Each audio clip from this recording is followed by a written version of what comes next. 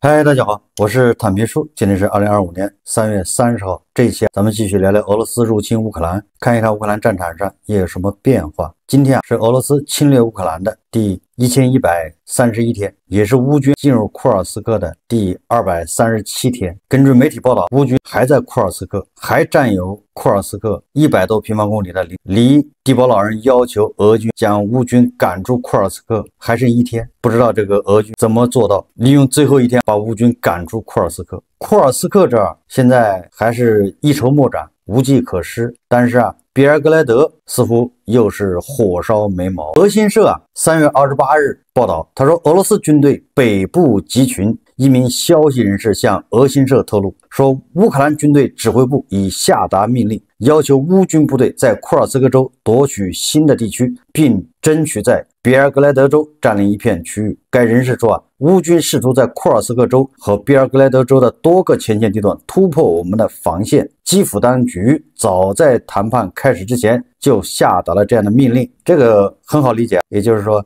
乌克兰根本就没打算停火，就要在库尔斯克扩大战果，而且还在比尔格莱德多占一块地方。根据路透社报道说，乌克兰武装部队已成功向比尔格莱德地区纵深推进3至4公里。乌克兰军队突破了比尔格莱德地区俄罗斯第一道防线，目前波波夫卡村地区正在发生激烈战斗。西方分析家认为乌克兰国防军继续在侵略国俄罗斯的领土上作战，特别是在比尔格莱德地区。据称，乌克兰武装部队已向该地区纵深推进了3至4公里。总参谋部尚未正式确认或否认此资讯。3月28日，有消息指出，乌克兰部队在比尔格莱德地区与俄军军队作战。此后，俄罗斯国防军开始声称俄罗斯击退了乌克兰武装部队战士多次试图突破比尔格莱德地区的边境的企图。根据乌克兰官员、情报分析师和俄罗斯军事博主的这个说法乌军近日再次铤而走险，对库尔斯克州南部相邻的比尔格莱德州进行了小规模进攻。比尔格莱德州位于俄罗斯西部，其西部与南部分别与乌克兰的苏梅州、哈尔科夫州接壤。乌克兰总统泽连斯基当地时间3月28日在基辅对记者表示乌克兰军队在库尔斯克州稍下方地区采取了适当措施，以减少俄军在库尔斯克州方向的兵力集结。总部设在华盛顿，负责分析公开来源情报的战争研究所表示，乌克兰军队于3月18日越过俄罗斯边境，进入比尔格莱德州的德米多夫卡定居点。同日，俄罗斯国防部称已阻止乌克兰大规模地面进攻比尔格莱德州。乌克兰总参谋部前高级顾问维托克·纳扎罗夫少将认为，乌克兰很可能希望通过此次行动夺取更多俄罗斯领土，从而改善自身谈判地位。随着俄罗斯军队夺回库尔斯克州的领土，乌克兰之前希望借此让俄罗斯让步的希望已经变得渺茫。基辅独立机构新地缘政治研究网络负责人米哈伊洛·萨姆斯则认为，说乌克兰此行似乎意在阻止俄罗斯对乌克兰的潜在攻击，并迫使俄罗斯转移在其他战线的兵力，以及加强乌克兰在谈判中的地位。不管怎么说吧，俄乌双方在库尔斯克、在比尔格莱德那是打得如火如荼，没有半点要停火的意思，并且乌克兰还出动了空军，针对俄罗斯叫格拉夫卡和纳德日多夫卡桥梁进行了轰炸。此举给俄军在比尔格莱德地区的后勤保障带来了很大的困难。乌克兰总参谋部通报说，侵略国俄罗斯的国防部继续制造关于乌克兰袭击俄境内及其占领区能源设施的假消息。他说，我们强调乌克兰武装部队严格遵守与伙伴达成的关于停止打击能源设施的协议，火力打击仅限于针对俄罗斯占领军的军事目标。总参谋部指出记录到俄军方具体违反相关协议的情况，仅在过去1天，俄方袭击便导致赫尔松和波尔塔瓦地区能源设施受限。乌克兰正等待伙伴国对此做出回应，也就是正等待特朗普做出裁决。现在俄乌双方互相指责对方没有遵守停火协议，还在互相轰炸。为此，泽连斯基宣布，乌克兰国防部长乌梅罗夫将携带俄罗斯违反停火协议的确凿证据前往美国，与美方伙伴进行磋商。你看，乌克兰也先去美国告状，俄罗斯没有停火，还在袭击，你看你美国人怎么处理？泽连斯基还透露，国际合作伙伴近期以扩大对乌军事情报共享，并开放更多军事储备资源。同时，新批准了多项防空系统许可，以增强乌克兰的防御能力。双方现在也没打算停火。根据美国情报机构的说法，普京和泽连斯基或许愿意讨论结束战争，但他们尚未准备好停止战斗。美国18家情报机构在3月25日发布的年度威胁评估报告中总结到，说目前两位领导人可能仍然认为一场旷日持久的战争所带来的风险小于一项无法令人满意的和解方案。说这也解释了为什么特朗普总统曾承诺要在1天之内结束俄乌战争的愿景正在变得困难重重。特朗普的官员们宣称，他们已经取得了史诗般的成果。然而，事实上，每一轮穿梭外交都在不断削弱这个协议。俄罗斯似乎有意在每个阶段都施加条件，而其军队仍在继续推进。美国官员希望能在特朗普上任的第100天内达成停火协议，但风险在于过于仓促的协议可能意味着美国抛弃乌克兰，向俄罗斯屈服。正如美国情报机构所指出的，普京有充分理由采取拖延战术，因为战场上有利趋势让他可以采取战略耐心。而泽连斯基则担忧，一项糟糕的协议将引发国内反弹，并带来长期的不安全感。这是美国的情报机构他的判断，也就是俄乌双方都不想停火。那我们再看看外交以及国际援助。自愿联盟峰会决定向乌克兰拨款170亿欧元，此外还计划向基辅提供200万弹药，并增加与国防工业的合作。据乌克兰国家新闻社援引德国《世界报》报道称，巴黎自愿联盟峰会批准拨款170亿欧元援助乌克兰。31个国家的代表以及欧盟和北约代表出席了会议。峰会与会者承诺向乌克兰提供170亿欧元额外军事援助和200万枚炮弹，并改善欧盟成员国之间的协调，以确保他们支持满足乌克兰的需求。也就是大家团结起来给乌克兰输血说捷克援助乌克兰炮弹计划有望年内交付150万发。捷克总理菲亚拉表示，该国主导的援乌炮弹倡议今年将至少提供150万发炮弹，并承诺2025年交付量将不低于去年水平。这个捷克还是很卖力的，年内能交付150万发这个炮弹，那还是不错的。法国和英国将讨论向乌克兰派遣部队。乌克兰总统泽连斯基宣布将与法国和英国的代表团举行闭门会议，讨论在乌克兰领土上部署外国部队的可能性。这一声明于2025年3月28日发表，凸显了基辅希望组建一个100%准备好采取这一行动的紧密合作伙伴圈的意图。泽连斯基说，此次会议的形式并非广泛峰会或会议，而是一场幕后会议。乌克兰、法国和英国将形成一个所谓的三角形，共同制定具体解决方案。此次会议的目的是试探西方盟友是否愿意从口头上转向实际行动，推动军事力量的介入。值得注意的是，美国和德国等关键国家并未被邀请，这引发人们对这一倡议真正支持度的质疑。泽连斯基没有说明他们被排除在外的原因，但分析人士认为，这可能是因为在冲突升级问题上存在观点分歧，或者是因为华盛顿和柏林对乌克兰领导人缺乏信任。这个三角形象征着紧凑性和决心，尽管专家指出，在没有广泛联盟的情况下，这种结构是脆弱的。实际上，我觉得这个乌克兰和英国、法国这个做法是对的。开那种大型会议，什么问题也解决不了，乱七八糟的。任何大的问题都是开小会解决，几个人解决，小事才开大会。开大会就是热闹，议而不决，决而不行。真正的都是几个人关着门在那一密谋，这个事情就达成了。所以说，泽连斯基要跟马克龙、斯塔默3个人要关起门来密谋，这个才是干事的这个正确的姿势。那至于美国为什么没有被邀请呢？这还用说吗？你再邀请美国，那不还是指着北约吗？何必另起炉灶呢？美国已经说了那么多回了，不打算支持乌克兰，或者他支持乌克兰现在有条件，已经发生变化了。那德国现在叫青黄不接，舒尔茨马上下台，梅尔茨毕竟还没上台，所以你说这个是邀请谁？也就是德国国内现在还没有搞定，等他们内部搞定了，才有可能邀请还是不邀请德国。但现在显然，对吧？德国国内还没有捋顺，你邀请他有什么用呢？谁都拍不了板。这个马克龙在志愿者联盟峰会上，他已经说了，一个英法代表团将前往乌克兰，致力于加强乌克兰武装部队。根据马克龙的说法呀，将向乌克兰派遣一个英法团队，以准备乌克兰未来的军队形势。马克龙补充说，可能向乌克兰部署所谓的威慑力量工作正在进行中，这些部队可能来自一些欧盟成员国，将部署在乌克兰的某些战略要地。不管他派出什么形式的，这个英法只要派出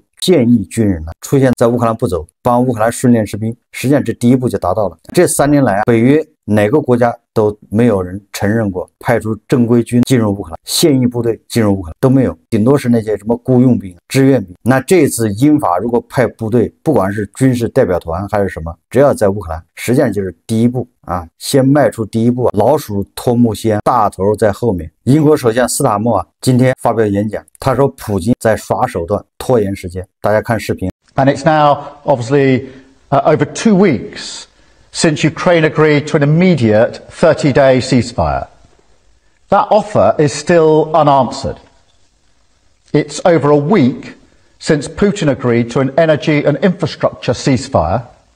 but since then, Russia has hit energy infrastructure in cities across Ukraine.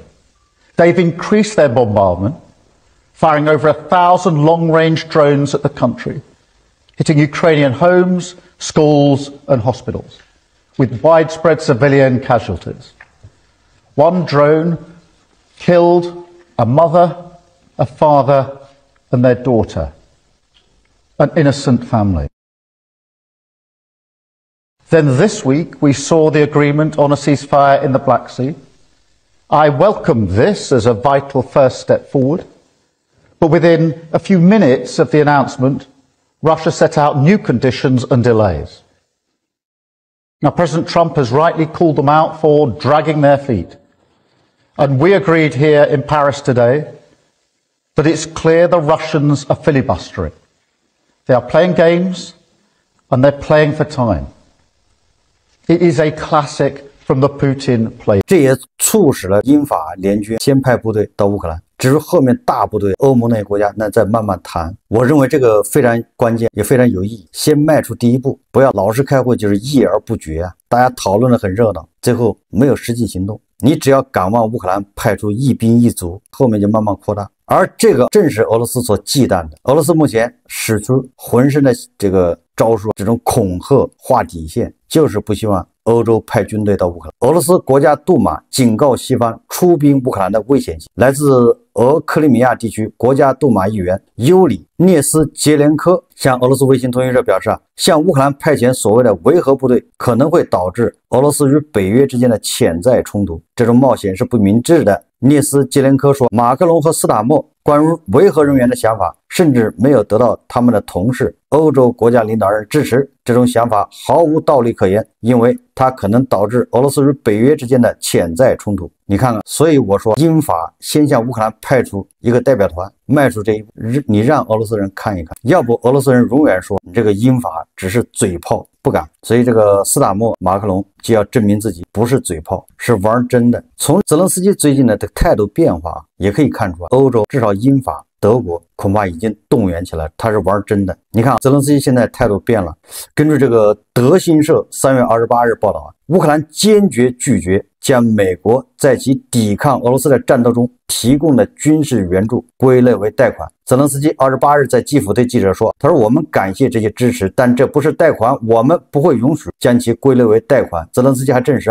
乌克兰已从美国处收到一项已陷入停滞的矿产资源协议的新草案。泽连斯基表示，最新版本的协议与之前的框架完全不同，并指出新草案包含了乌克兰在早些时候谈判中已经拒绝的条款。特朗普草台班子居然反反复复的，过去两个人已经达成一致的有些条款已经被否了，那就不要再提了。在新的草案里面他又拿出来，那就是对乌克兰再次极限施压。根据《纽约时报》、《金融时报》和彭博社等报道，华盛顿增加了对基辅的财政要求。新草案据称还扩大了美国对乌克兰自然资源的控制范围，包括矿产、石油、天然气和关键基础设施。美国提出一份经过修订的矿产协议草案，根据该草案，美国将通过一个专项基金控制乌克兰一半的石油和天然气储量、所有金属矿产以及大部分基础设施，包括铁路、港口、油气管道和制造业加工厂。该基金超半数理事将由华盛顿指定且拥有否决权。此外，在乌克兰向美国支付至少1000亿美元军事援助补偿之前，美国将全额收取基金的采矿权使用费。什么意思呢？你看这个第一版完全不一样了，第一版是叫取之于乌克兰，用之于乌克兰。那后来因为特朗普和万斯在白宫对泽连斯基发难，导致这个协议没签。那这一版那就更过分了，这一版意思就是先让美国人赚够1000亿美金拿走，这样就相当于特朗普所说的美国说过去3年给乌克兰援助了1000亿美金嘛，把这钱拿走之后再开始分配。那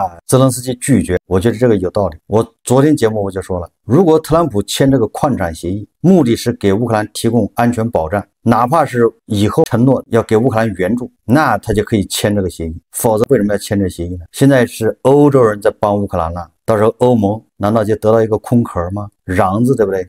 都被你美国掏空了，矿产、石油、天然气、铁路、基础设施，那欧盟到时候得到的就是乌克兰这个名字吗？拿什么加入欧盟？所以我觉得泽连斯基在这种所谓的新的矿产协议完全可以不签，除非你特朗普承诺提供安全保障，完了你后面还继续援助乌克兰，那这个时候乌克兰再考虑。俄罗斯的口炮界的天花板梅德韦杰夫说，他说这是个死局，如果泽连斯基批准美国与乌克兰之间的矿产资源交易方案，他将被直接吊死在基辅独立广场，那就是卖国呗。而如果乌克兰拒绝该方案，美国则会推翻基辅政权。梅德韦杰夫在社交平台 X 上用英文写道，这是个死局，这不是死局，这是特朗普及其小集团呢贪婪无度、贪得无厌。你看对普京那是阿谀奉承，但是对乌克兰那是极尽霸凌欺压。最近普京又提出了一个新的观点，德新社3月27日报道说，俄罗斯总统普京27日表示，将乌克兰置于联合国临时管理下以举行选举，这应被视为一种选项。普京在接见那个官兵的时候说，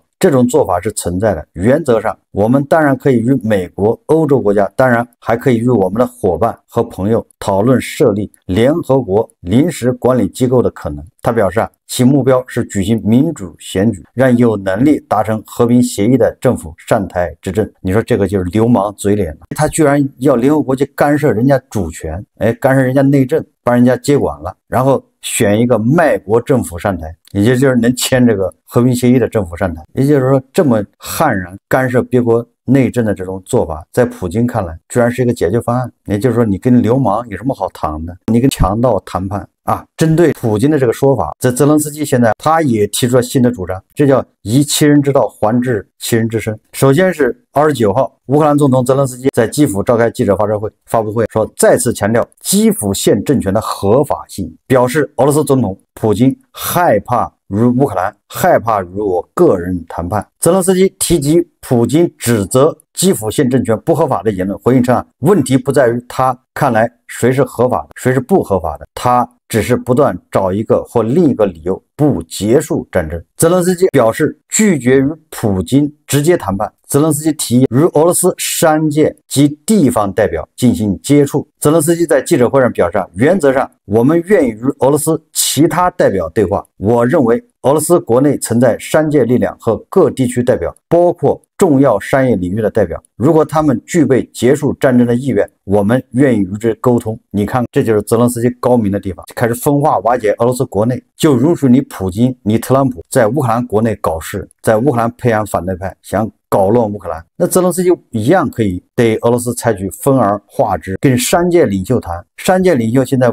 当然愿意停火，要跟欧盟做生意，商界领袖要赚钱，你跟乌克兰谈才有可能解除制裁，否则永远制裁下去。你把乌克兰领土换和平，你制裁也解决不了。斯塔默、马克龙、舒尔茨都已经放了话在这儿，如果你俄罗斯军队不撤出乌克兰，你制裁就一直在这儿。你说俄罗斯的这些商界这些名流谁能扛得住？他们都要跟欧盟做生意啊。所以我觉得泽连斯基统战很厉害，就要公开向俄罗斯喊话，让俄罗斯内部产生分裂。这些商界代表对普京意见越来越大，你这么打下去啊，都得完蛋。你就是打赢了，你也失去了欧洲。你跟美国做生意吗？美国卖石油，你也卖石油，你们俩是竞争对手。美国卖天然气，你也卖天然气，你跟美国有什么好合作的呢？而欧洲需要天然气，需要石油啊，你把这个大客户给得罪了，最后被2个印度玩弄拿捏，这确实是在玩弄和拿捏。你看印度真的是拔起鹅毛，毫不手软。这个薅鹅毛，印度说他第2，那没人好意思说第1。今天是3月27号，印度外交部长苏杰生表示说，印度高度重视与俄罗斯的牢固关系，尽管全球地缘政治局势动荡，但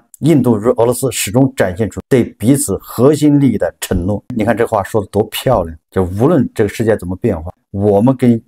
俄罗斯的关系那是核心利益的承诺。一边话说的漂亮，好话呀说尽，但是坏事也干绝。3月28日，一艘悬挂洪都拉斯国旗的油轮安达曼天空号载有俄罗斯石油，该油轮被认为是俄罗斯影子舰队的一部分，被拒绝进入印度瓦迪纳尔港卸货。彭博社援引熟悉情况的消息人士报道了此事。你看看印度，他不让这个装着俄罗斯石油的这个船在印度港口停靠卸货，他理由是什么？理由很奇葩，说这批货物的目的地是印度国有石油公司。你看，是印度国有企业买的油，人家到港了，他不让人停，你开走，这不是调戏地包老人吗？千辛万苦的远渡重洋给你送过来，冒着被拖鞋军打沉的这个危险。理由是该船于2月24日在摩尔曼斯克装货，原定于3月30日将货物交付给买家。印度阻止该船通行的原因是其缺乏必要的文件。你这个船少文件，你白跑了，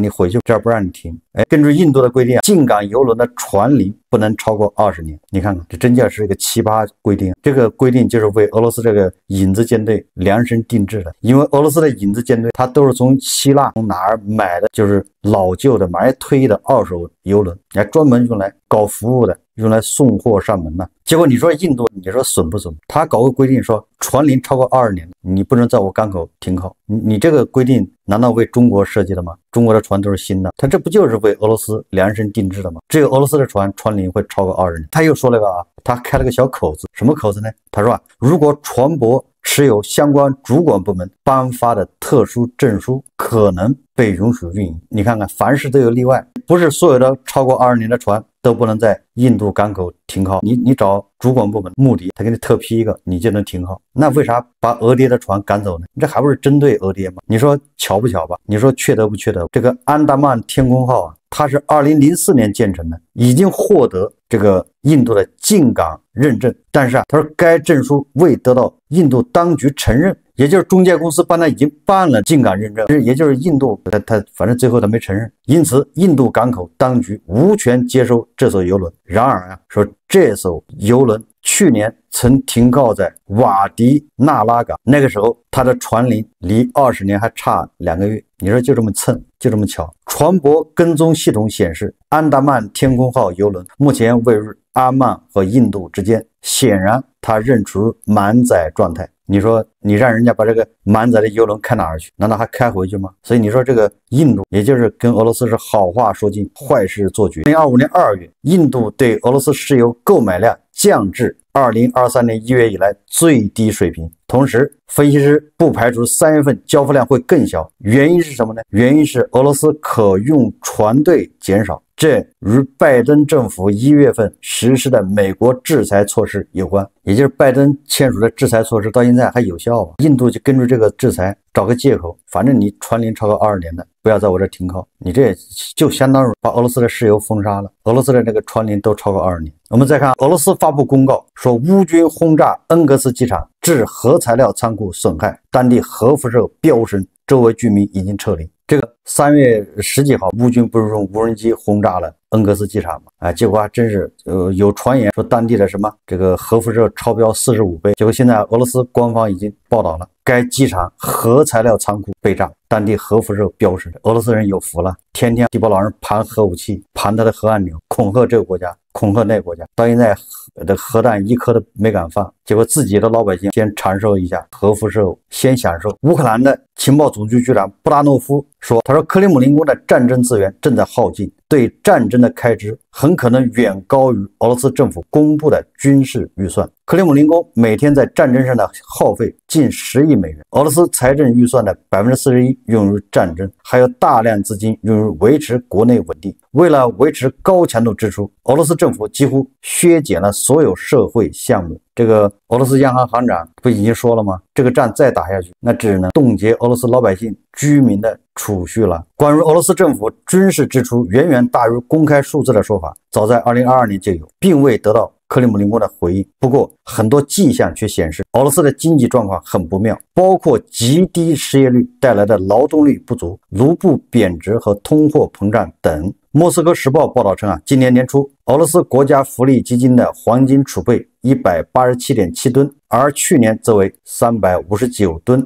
一年内减少了172吨，而官方则宣布仅出售59吨。那么那相差的112吨黄金去了哪里？恐怕都变成了武器，扔在了乌克兰。莫斯科时报记者注意到，在去年一整年里，俄罗斯的黄金储备几乎每个月都在减少。俄罗斯财政部宣称储备的黄金可能已被换成卢布，用于支持俄罗斯公司和战略性经营经济行业，仅仅是可能，俄罗斯财政部并未确认。不仅仅是俄罗斯政府，连那些巨型的俄罗斯垄断企业也出现了类似情况。根据去年年底公布的数据，俄罗斯天然气工业股份公司外汇储备8.62亿美元，巨降到1350万美元，减少了99%。也就是如果没有俄罗斯政府支持的话，俄罗斯这天然气工业股份公司应该已经关门了。其实这个非常好理解，因为俄罗斯石油、天然气出口都在下降，即便不下降，因为受到制裁，它的利润也非常低，它能换来外汇越来越少。你不要看它卖得很欢快，它卖个印度的石油，它收不到美元，它连要人民币都要不到，它只能收卢比，然后收了卢比之后，你从印度买东西，那穆迪他也不卖，他说我卖这个给你，我也受制裁，